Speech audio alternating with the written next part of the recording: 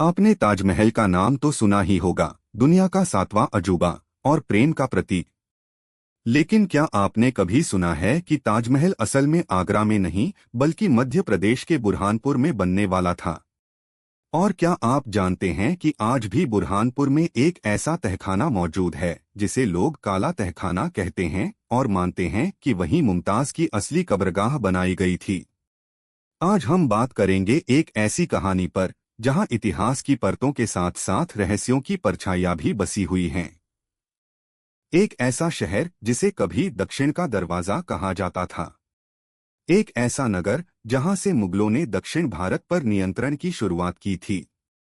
और वहीं से जुड़ी है उस प्रेम कथा की गवाही जिसे दुनिया ताजमहल के नाम से जानती है।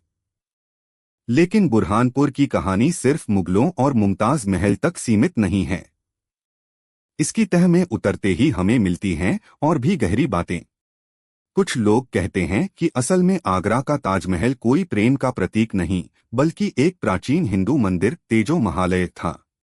क्या यह सच है? किसने यह दावा सबसे पहले किया? क्या इसके पीछे कोई प्रमाण है? और आज लोग इसे लेकर क्या मानते हैं? इन सब रहस्यों से पर्दा उठाएंगे हम इस पूरी कहानी में। बुरहानपुर की स्थापना 14वीं शताब्दी में फारूकी वंश के शासक नासिर खान फारूकी ने की थी। ताप्ती नदी के किनारे बसा यह शहर उस समय सिर्फ एक छोटा सा गढ़ था, लेकिन धीरे धीरे यह दक्षिण भारत का द्वार बन गया। यहीं से मुगल सेना दक्षिण भारत पर नजर रखती थी। बुरहानपुर को उसका नाम एक सूफी संत शेख बुरहानुद्दीन के नाम पर मिला। माना जाता है कि यहाँ से दक्षिण भारत में इस्लामी संस्कृति और व्यापार का विस्तार हुआ। फारूकी शासकों ने इस जगह को अपनी राजधानी बनाई और इसे एक समृद्ध व्यापारिक नगर के रूप में विकसित किया। बुरहानपुर कपास, रेशम और दक्कन के मसालों का बड़ा व्यापारिक केंद्र बन गया।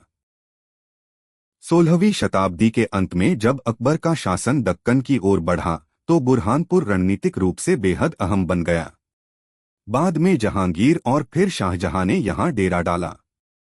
मुगल सेना के लिए यह जगह दक्कन विजय का मुख्य आधार बनी। यहां भव्य इमारतें, किले और महल बने। आज भी असीरगढ़ किला, शाही किला और हवेलीदार खिड़की जैसी जगहें उस समय की गवाही देती हैं।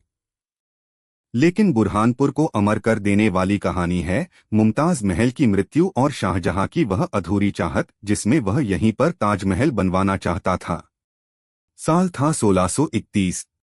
शाहजहां दक्कन अभियान में व्यस्त था और उसकी प्रिय पत्नी मुमताज भी उसके साथ थी। यहीं बुरहानपुर में मुमताज ने अपने 14वें बच्चे को जन्म देते समय दुनिया को अलविदा कह गईं। कहा जाता है कि मुमताज की मृत्यु से शाहजहां टूट गया था। उसने तय किया कि वह अपनी बेगम की याद में एक भव्य मकबरा बनाएगा। यहीं से ताजमहल का पहला सपना जन्मा। सबसे पहले उसकी योजना थी कि ताजमहल बुरहानपुर में बने। इसके लिए ताप्ती नदी के किनारे जगह भी चुनी गई। यहां तक कि नींव की तैयारी भी शुरू कर दी गई थी। लेकिन समस्या थी, बुरहानपुर की जमीन और ताप्ती नदी की मिट्टी संगमरमर की उस विशाल संरचना के लिए उपयुक्त नहीं थी। और शाहजहां की राजधानी आगरा थी और वहां से काम देखना आसान था। यही कारण बना कि बाद में ताजमहल को आगरा में बनाया गया। आज भी बुरहानपुर में उस अधूरी नींव को लोग काला ताजमहल कहते हैं। वह अधूरी कहानी जो अगर पूरी होती तो शायद दुनिया आज ताजमहल को बुरहानपुर से जोड़ती। ताजमहल को शाहजहां और मुमताज की अमर प्रेम कथा का प्रतीक माना जाता है। सफेद संगमरमर से बनी यह इमारत आज दुनिया के 7 अजूबों में शामिल है। लेकिन इतिहास की परतों में सिर्फ प्रेम की कहानियां ही नहीं छिपी हैं। कुछ दावे कहते हैं कि ताजमहल वैसा नहीं है जैसा हमें बताया गया। ताजमहल के साथ तेजो महालय विवाद भी जुड़ा हुआ है। लेकिन विवाद की शुरुआत कहां से हुई? सबसे पहले यह दावा 19वीं शताब्दी में कुछ अंग्रेज और भारतीय विद्वानों ने उठाया। बाद में पुरातत्वविद P.N. ओक ने अपनी किताब ताजमहल द ट्रू स्टोरी में कहा कि ताजमहल असल में एक प्राचीन हिंदू शिव मंदिर तेजो महालय था। P.N. ओक ने अपने शोध में कई बिंदु उठाए। ताजमहल की वास्तुकला हिंदू मंदिरों जैसी लगती है। कई कमरों और तहखानों को अब तक बंद रखा गया है, जिनमें हिंदू मूर्तियां होने का दावा किया गया। यमुना किनारे की स्थिति और उसके चारों ओर बने मंडप मंदिर शैली के प्रतीक हैं। यहाँ की दीवारों और गुंबदों पर संस्कृत शिलालेख होने की बात कही गई। मंदिरों में पाए जाने वाले गुंबद, चबूतरे और जल प्रणाली जैसी संरचनाएं ताजमहल में स्पष्ट दिखाई देती हैं। कुछ पुरालेख बताते हैं कि यह इमारत शाहजहां के समय से भी पहले मौजूद थी। तेजो महालय के पक्षधर मानते हैं कि ताजमहल का निर्माण शाहजहां ने नहीं कराया, बल्कि पहले से मौजूद एक भव्य शिव मंदिर को बाद में मकबरे में बदला गया। लेकिन दूसरी ओर अधिकांश इतिहासकार इसे खारिज करते हैं और कहते हैं कि इसके पुख्ता सबूत नहीं हैं। भारतीय पुरातत्व सर्वेक्षण एएसआई ने कई बार कहा है कि ताजमहल शाहजहां द्वारा ही बनवाया गया मकबरा है। फिर भी यह विवाद आज भी लोगों की आस्था और मान्यता का हिस्सा बना हुआ है। कई लोग ताजमहल को तेजो महालय मानते हैं। भारत की अदालतों में भी कई बार याचिकाएं दाखिल की गईं, जिनमें ताजमहल के बंद कमरों को खोलने और जांच करने की मांग की गई। लेकिन अभी तक इसका कोई अंतिम निर्णय नहीं आया। यह भी एक दिलचस्प तथ्य है कि मुमताज की अस्थायी कब्र सबसे पहले बुरहानपुर में बनी थी। लगभग 5 महीने तक उसका पार्थिव शरीर यहीं रखा गया, बाद में उसे आगरा ले जाया गया। यानी अगर ताजमहल आगरा में बना तो उसकी जड़ें बुरहानपुर में हैं।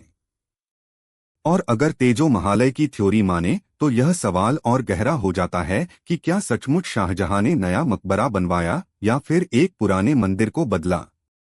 आज बुरहानपुर अपने कपड़े, खासकर हैंडलूम और बुरहानपुरी नीला रंग के लिए प्रसिद्ध है। इसके अलावा यहाँ की दरगाहें, किले और मंदिर भी ऐतिहासिक धरोहर हैं। पर्यटन की दृष्टि से यह जगह अब धीरे धीरे पुनः महत्व पा रही है। लेकिन इतिहास हमें कभी कभी दो चेहरे दिखाता है, एक वो जो किताबों में लिखा है और दूसरा वो जो लोगों की मान्यता और आस्था से जुड़ा है।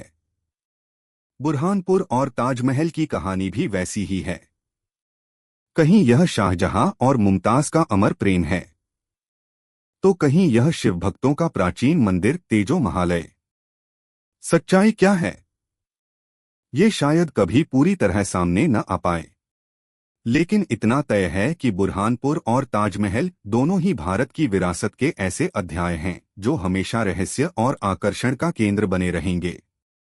अगर आपको ये वीडियो पसंद आया हो तो चैनल को सब्सक्राइब करें, वीडियो को लाइक और शेयर करें। मिलते हैं अगले वीडियो में।